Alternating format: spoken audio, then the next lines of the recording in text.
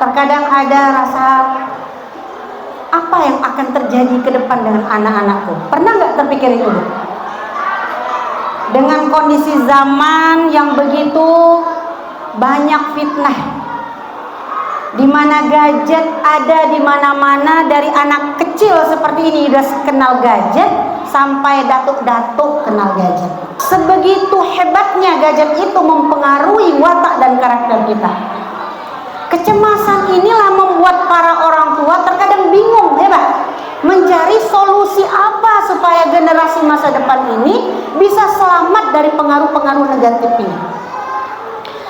Bapak Ibu sekalian, kita tahu tidak, anak itu anugerah. Ibu punya anak semua? Apa rasanya ketika anak lahir? Senang nggak, Bu? Anak itu anugerah dari Allah Subhanahu wa Ta'ala yang Allah titipkan kepada kita. Tapi terkadang anak itu bisa menjadi fitnah, bahkan bisa menjadi musuh dalam keluarga kita ketika anugerah itu tidak kita pegang dengan baik dan tidak kita siapkan agamanya dari kecil. Surat At-Taghabun ayat 14 sampai 15. Tapi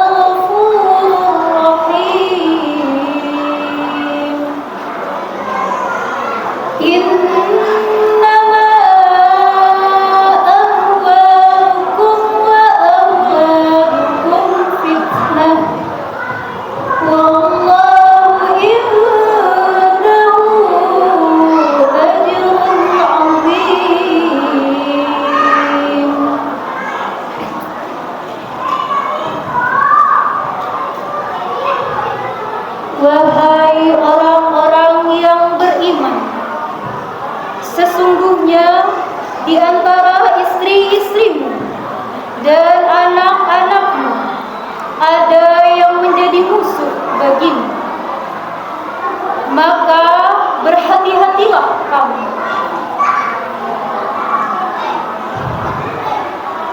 Dan jika kamu memaafkan dan kamu santuni mereka, maka sungguh Allah Maha Pengampun, Maha Penyayang.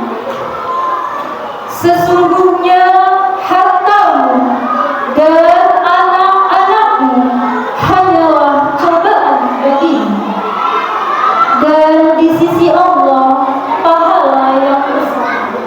Allah katakan, hai orang-orang yang beriman. Ibu, kenapa Allah memanggil hai orang-orang yang beriman, tidak dikatakan hai para manusia? Karena Allah tahu hanya orang beriman yang paham dengan ayat ini. Ya, Pak? Hanya orang yang beriman yang tahu makna dari ayat ini. Sesungguhnya pasanganmu, istri kamu, suami kamu itu bisa menjadi musuh dalam hidupmu. Anak-anak yang ada di dekat kita, yang kita dekat, yang kita sayangi, yang kita manjakan, setelah besar bisa menjadi musuh. Benar, Bu?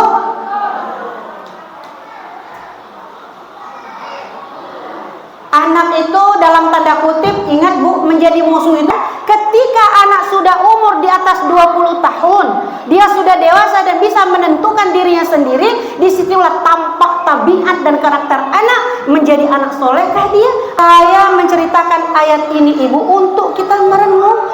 Jangan kita menangis di hari tua. Saya kadang membaca ayat ini bisa menangis sendiri, Ibu. Masya Allah, ini luar biasa. Ada banyak orang-orang tua dia sudah renta. Yang dia butuhkan ketika tua renta apa, Bu? Kasih sayang dan perhatian anaknya, tapi tidak dia dapatin. Ada sebuah kisah. Seorang ustadz bercerita kepada temannya, ada 3 orang anak yang sukses hidupnya, materinya cukup, karirnya bagus. Bapaknya di rumah sakit, Bu, di ruang ICU, dalam kondisi mau sakratul maut. Si dokter bilang, Pak, orang tua Bapak sepertinya nggak kuat lagi. Dia butuh yang dari Bapak. Apa butuh?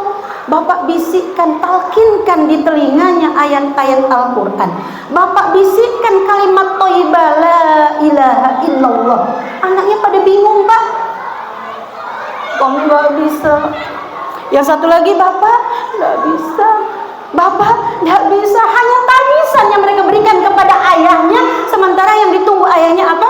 Wahai anakku, ini malaikat maut sudah mau datang, sudah mau menjemput nyawa Bapak. Ajarin Bapak kalimat tauhid. Nggak ada yang bisa. Akhirnya si dokter ini karena pemahaman agamanya bagus, dia pergi ke musola di dekat rumah sakit. Dia panggil si ustadz ini, Pak Ustadz, tolong Bapak ke rumah sakit, tolong talkinkan satu pasien yang hampir sakratul maut. Berangkatlah Pak Ustadz ini ke rumah sakit. Dilihatlah ada 3 orang hebat di situ berdasi. Ini Bapak sudah lemah lunglai di ruang ICU, tapi anak yang 3 nggak mampu menyelamatkan akhirat bapaknya. Akan seperti apa? Akhirnya si ustadz membacakan Al-Quran di dekat si bapak. Bapak itu merasakan ketenangan. Dia tertidur. Tidak berapa lama dia membuka matanya. Beberapa saat kemudian dia hembuskan nafas yang terakhir. Si anak hanya bagaimana, Pak Ibu? Menangis. Ada banyak orang tua yang sedih, dia anaknya nggak bisa ngapa-ngapain. Sholat nggak bisa. Ada ya, Bu? Ada. Jadi sukses dunia apa yang harus kita ambil nih? Orientasi berpikir para orang tua hari ini adalah mendidik anak orientasinya dunia. Kamu nak sekolah besok jadi dokter, ya dah. Kau sekolah besok jadi insinyur, jadi teknorat. Besok kamu jadi ahli bisnis, jadi politik segala macam. Pernah nggak Ibu terpikir, nah kamu nanti sekolah jadilah dokter, tapi dokter yang beriman, ya Pak? Jadilah pengusaha, tapi pengusaha yang jujur. Di mana akan kamu dapati? Kamu akan dapati ketika fondasi agama itu ada sejak kecil.